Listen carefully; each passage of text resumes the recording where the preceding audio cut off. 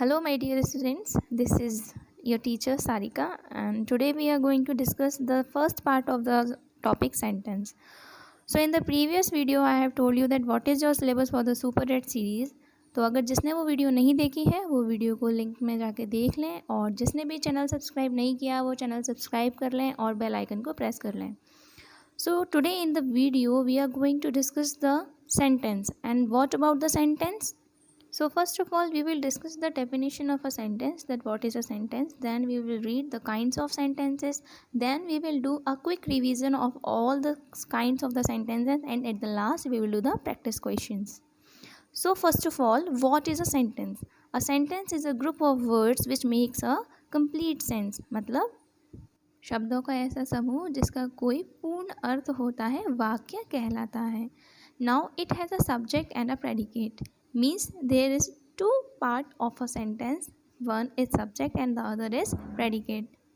So now let's learn more about a sentence. A sentence expresses a complete thought. मतलब उसका कोई पूरा तरीके से thoughts निकलता है.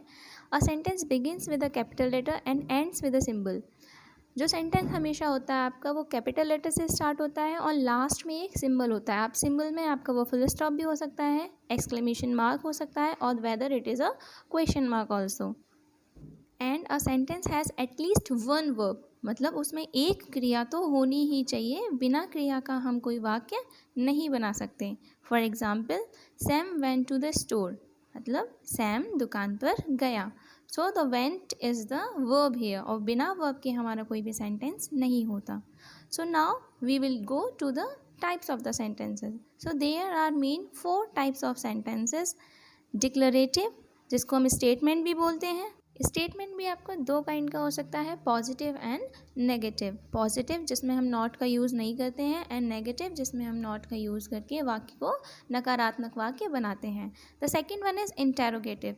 इंटेरोगेटिव मीन्स हम उसमें कोई क्वेश्चन पुटअप करते हैं और लास्ट में हमेशा क्वेश्चन मार्क आता है. Number third is imperative. Imperative में क्या होता है कि हम ज़्यादातर कमांड देते हैं या किसी से रिक्वेस्ट करते हैं, और हमारी जो फीलिंग्स होती हैं वो भी हम इम्परेटिव के थ्रू एक्सप्रेस करते हैं. And the last is exclamative और एक्सक्लेमेशन और एक्सक्लेमेटरी. इसमें क्या होता है, इसमें हमारा जो अचानक से जो फीलिंग्स आती हैं, लाइक सडन फीलिंग और स्ट्रॉन्ग इमोशंस को हम एक्सक्लेमेटरी सेंटेंसेस में डिस्कस करते हैं, और लास्ट में हमेशा एक्सक्लेमेशन मार्क इसमें आता है. Now we will learn more about these 4 types of sentences. The first one is declarative. जैसे मैंने भी आपको बताया था, a sentence that makes a statement. ऐसा सेंटेंस, ऐसा वाक्य जो हमेशा एक स्टेटमेंट बनाता है, कथन बनाता है, उसको हम डिक्लेरेटिव सेंटेंस बोलते हैं. ये जो डिक्लेरेटिव सेंटेंस है आपका, ये पॉजिटिव भी हो सकता है और नेगेटिव भी हो सकता है. और इसकी एक खासियत क्या है कि लास्ट में हमेशा एक पीरियड आता है, मीन्स फुल स्टॉप यूज़ होता है. एग्जाम्पल के थ्रू हम इसको समझते हैं. The sky is blue. आसमान नीला है. I am a 3rd grade student. मैं एक 3rd ग्रेड का स्टूडेंट हूँ. We will go to the movies tomorrow. हम कल मूवीज़ के लिए जाएंगे. He is a great reader. वह एक अच्छा रीडर है. We have a programme in the morning. हमारा एक प्रोग्राम होगा कल सुबह. Our class is having a party on Friday. हमारी क्लास में एक पार्टी होगी. कब? फ्राइडे को. Now we will change these sentences into the negative sentences. कैसे? द स्काई इज़ ब्लू को the sky is not blue. I am a 3rd grade student. I am not a 3rd grade student. We will go to the movies tomorrow. We will not go to the movies tomorrow. He is a great reader. He is not a great reader. We have a program in the morning. We don't have a program in the morning.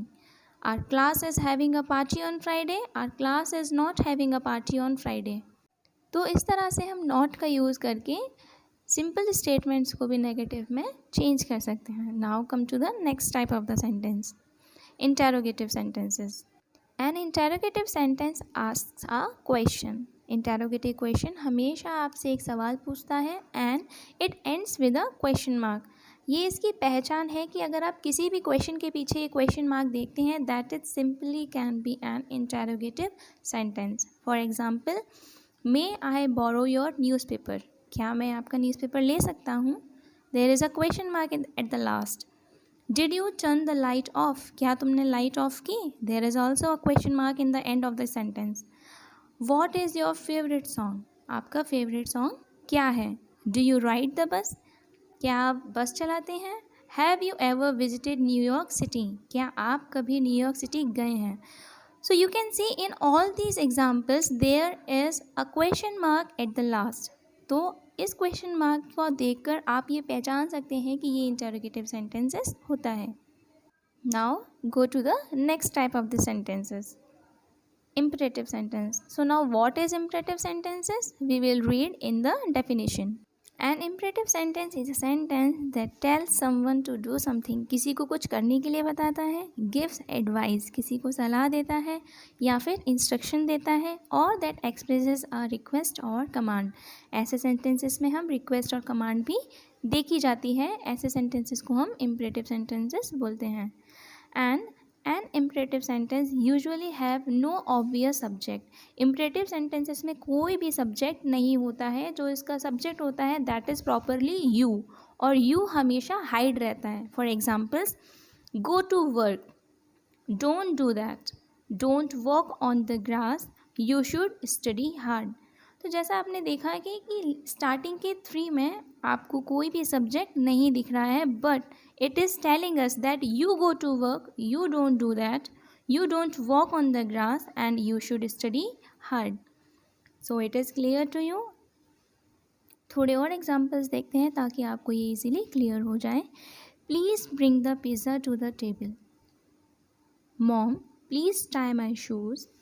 Mark, do all of your work homework before you go out to play. Open your mouth, do 10 push-ups and 20 jumping jacks.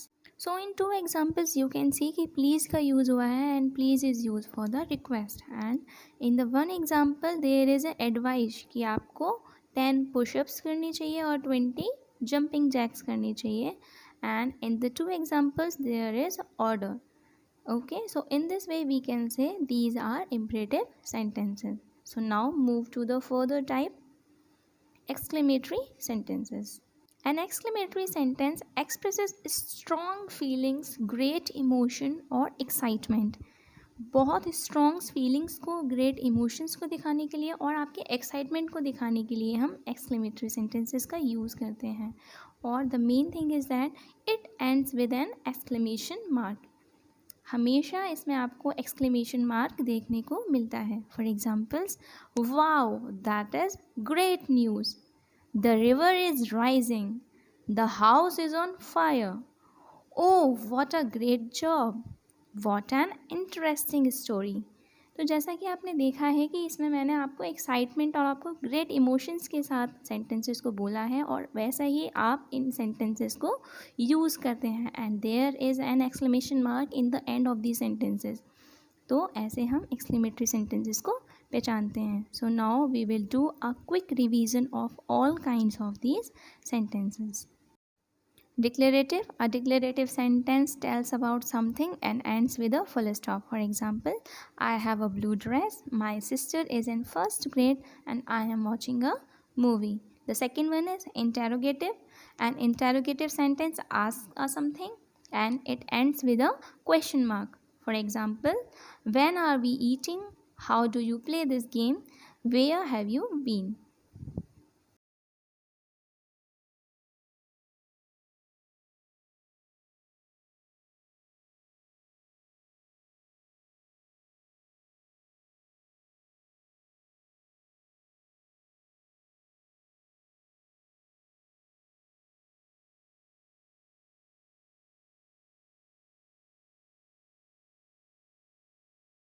So the next one is imperative. An imperative sentence tells someone to do something and it ends with a full stop. For example, clean your room, do your homework please, pick up those clothes. And the last one is exclamatory. An exclamatory sentence shows strong feelings and it ends with an exclamation mark. For example, the dog has flea, my hair is on fire, the car has a flat tire. So in this video we have learned about what is sentence and how many types of sentences are there, and So now we will do some practice questions and let's see how much you have learned through this video. So here is a practice set for you. There are 6 sentences and you have to state the kinds of these sentences. I am giving some time to solve that.